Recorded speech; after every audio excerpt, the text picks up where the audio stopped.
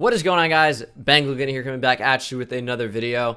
Today, starting a new series of the top 10 players at each position in the NFL. If you guys are new here, I would very much appreciate you guys hitting the subscribe button. And be sure down in the comments section below, tell me, who are your top 10 at each of these positions in the series that we're going to do? Starting off today at the quarterback position.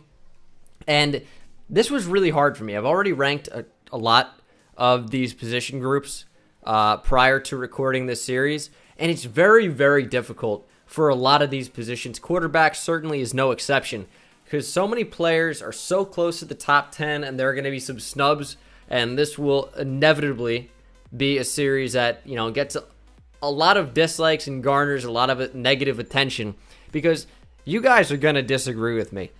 I doubt there's anyone out there that has the exact same list that I have. But without further ado, let's go ahead and get into it. Starting at number 10. At number 10 for me is going to be Jimmy Garoppolo. Seems kind of odd that a quarterback who has never started a full season is somehow a top 10 quarterback in the NFL. And that seems ridiculous. And I understand that. And there are a number of players already seeing Jimmy Garoppolo at number 10 especially, you're going to be like, there's no space for the rest of these guys. So some notable omissions to this top 10. Cam Newton is one of them. I think a lot of people are going to have Cam Newton as a top 10 quarterback, and for me, I just don't see it. Jimmy Garoppolo, though, is a tremendous talent. You thought that maybe he'd be a system quarterback when he was successful in New England, but no. He goes to, at the time, the second worst team in the league record-wise in the San Francisco 49ers via trade. 49ers traded a second-round pick to New England in order to acquire him. Jimmy Garoppolo, as a starter, wins out with the San Francisco 49ers. So we're talking about a bad offensive line. We're talking about limited weapons at tight end and receiver. Of course, they did have Pierre Garçon, who was dealing with injuries, and Marquise Goodwin is fast. But not much of a defense. Injuries as well, and certain off-the-field issues as well for some players. Jimmy Garoppolo took that team and was successful in terms of fourth quarter comebacks, in terms of accuracy. He's one of the most accurate quarterbacks in the NFL. Tremendous last year, and I think he's a top 10 quarterback. He just sneaks in there. He might even have a chance to rise up the list in the ranks next year if we go ahead and do this again. But Jimmy Garoppolo, for me, is a top 10 quarterback. There are some close guys that didn't make the cut. Jimmy, for me, I think he's going to continue to trend upward, and he will solidify himself as a top 10 quarterback by the end of the 2018-2019 NFL season. At number 9, I have Matthew Stafford.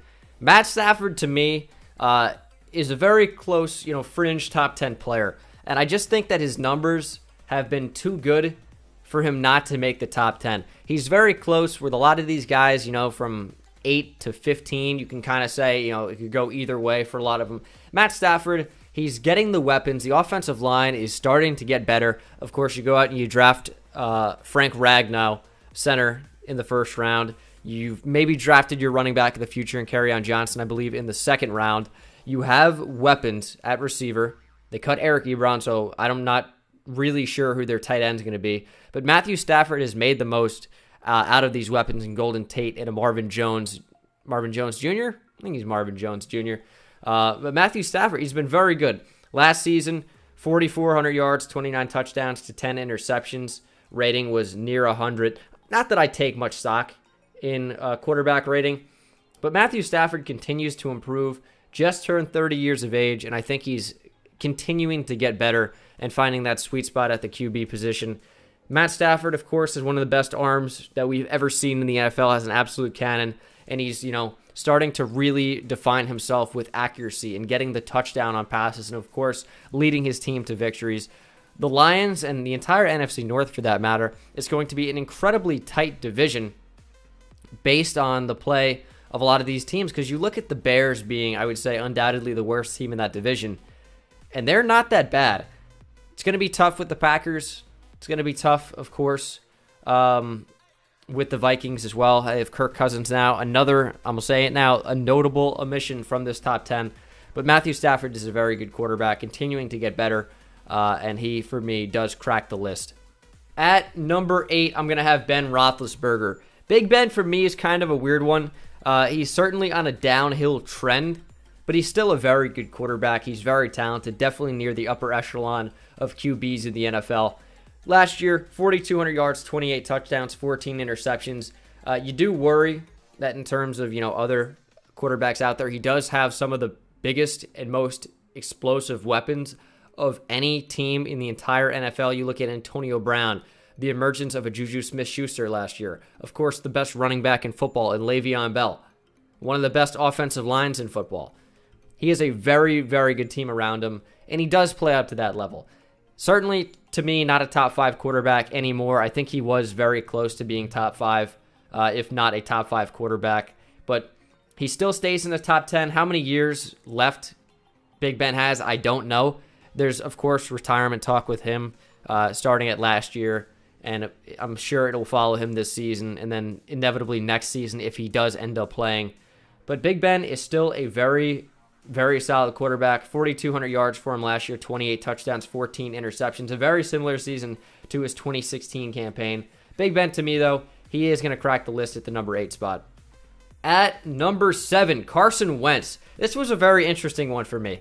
I wasn't sure if Carson Wentz was going to crack the list when I started this, but after a decent 2016 campaign as a rookie, 16 touchdowns to 14 interceptions, I will say about 3,800 yards though, he looked somewhat lost, but was decent. Showed signs of improving over the season, and then of course in 2017 he really took over. He was very, very good. Some of his throws were highly contested, and he got lucky that the receiver came down with the ball. In his first half, even though putting up great numbers, he was a little shaky to me. His turnover-worthy throw percentage was near the top of the league.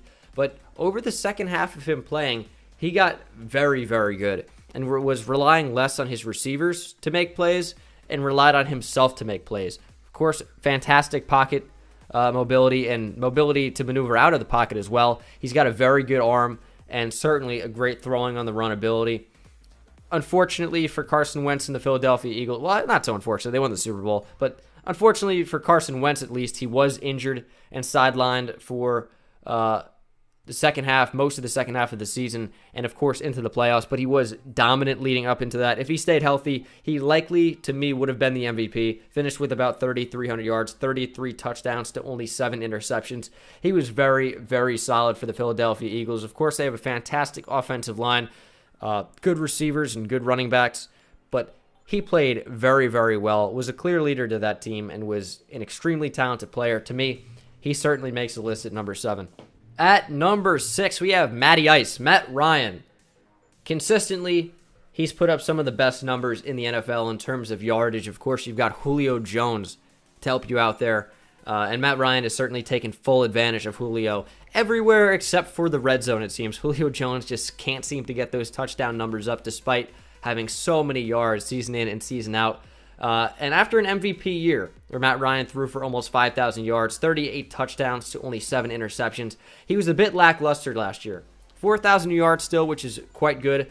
20 touchdowns to 12 interceptions is not exactly what you want to see. I think it was a down year. He has another target out there that they went out and drafted in Calvin Ridley out of Alabama, so I think that offense is only going to continue to improve. You have Tevin Coleman and Devontae Freeman out of the backfield. I think Matt Ryan could be one of the most overrated players on this list. The fact that he is number 6 and maybe not a number 8 or a 9 or even a 10, because Matt Ryan has had stacked players, and he's had a stacked team with amazing players around him nearly his entire career. But Matt Ryan, for me, when he's on. He's one of the best in the league to do it. Number 6 might be a little bit high for Matt Ryan, but I think after an MVP caliber year, I'm going to give him a break. After not even caliber, but after an MVP year, I'm going to give him a little bit of a break on a down season. We'll see if he rebounds in 2018. At number 5, this is going to be the most controversial one on the list, because when I've done these on Twitter, and I have, definitely make sure to follow me on Twitter. The link is in the description, twitter.com/Bengal Designs. Again, the link is in the description. A lot of people were not pleased with Andrew Luck being as high as he's been in my top 10, and I have moved him down a slot. I've had him coming in at 4 very often, but he's slot down just one spot to number 5. And the huge argument that is used against Andrew Luck is he's not on the field how can he be so good? How can he be so high on your list if Andrew Luck is never playing? And that's true. He didn't play last year. And that's it. He didn't play last year. He missed a season. But to me, and of course he was injured through a lot of 2015, and he hasn't played amazingly over the past 2 years, partly due to not having any weapons of any kind. And of course you could say T.Y. Hilton. He didn't really emerge until last season, or 2 seasons ago, as one of the premier receiving options in the NFL. But wide receivers are ranking list for another day. But he was injured for a lot of that 2015. And then 2016 came back, bounced back, 31 touchdowns to only 13 interceptions. Andrew Luck, when healthy, is certainly a top 5 quarterback. He's one of the most talented in the league. To me, he's right up there with Aaron Rodgers. If he could stay healthy, he is, without a doubt, one of the best quarterbacks in the NFL. For me, it's a no-brainer that he makes the top 10. His talent is over the moon. Andrew Luck is a phenomenal quarterback. He's got great accuracy. We talk about mobility with Carson Wentz. Well, Andrew Luck has that same ability. Maybe he's going to start taking a few less shots as that offensive line continues to improve.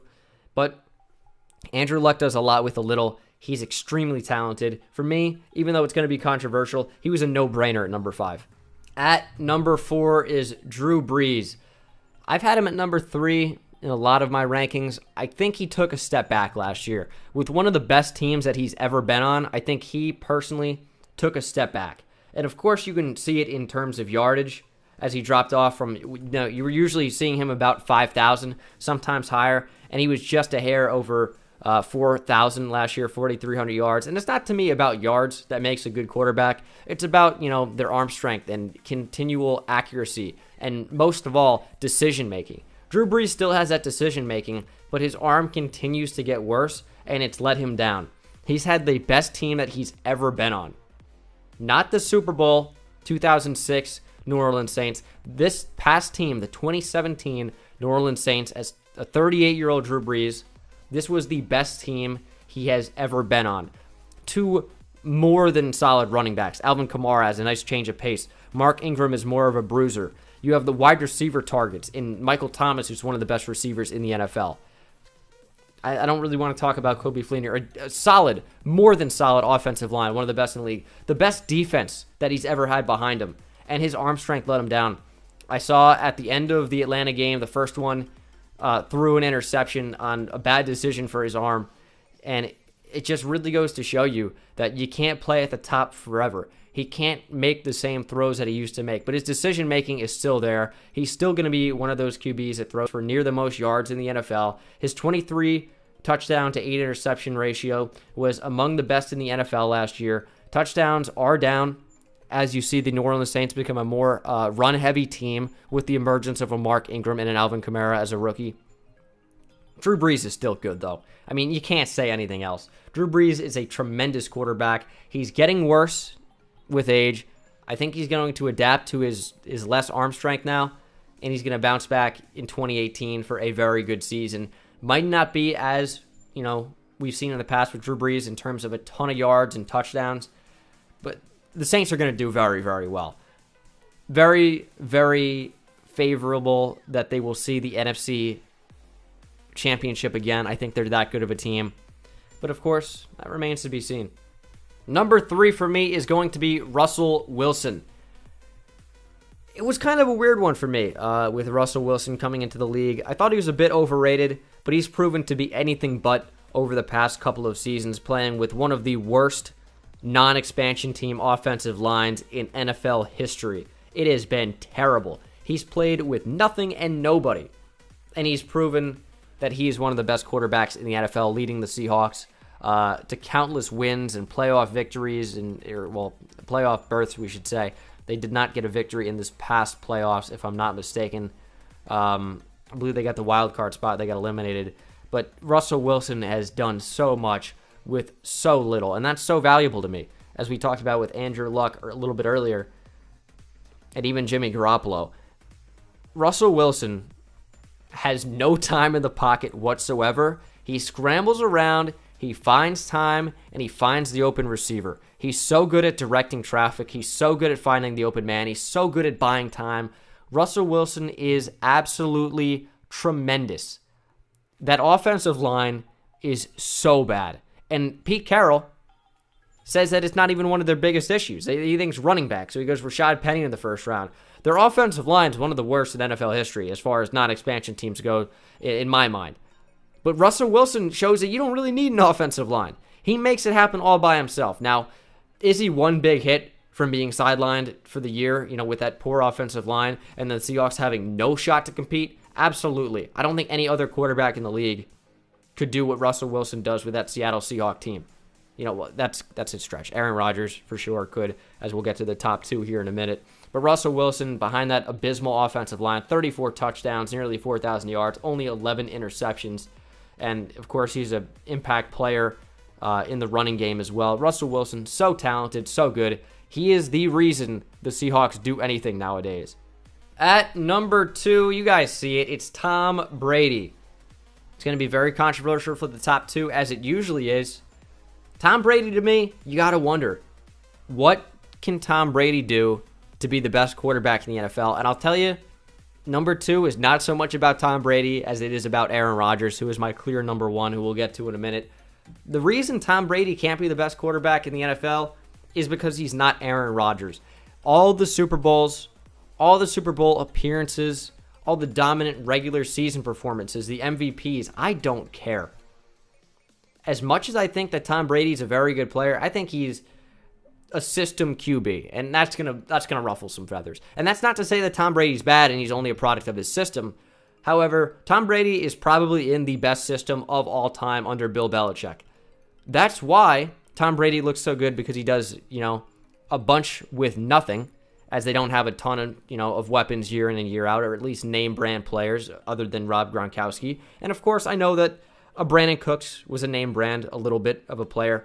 And of course, you do have solid options in Chris Hogan, and Danny Amendola was even decent for the Patriots. They've done a running back by committee, and they've had an okay offensive line.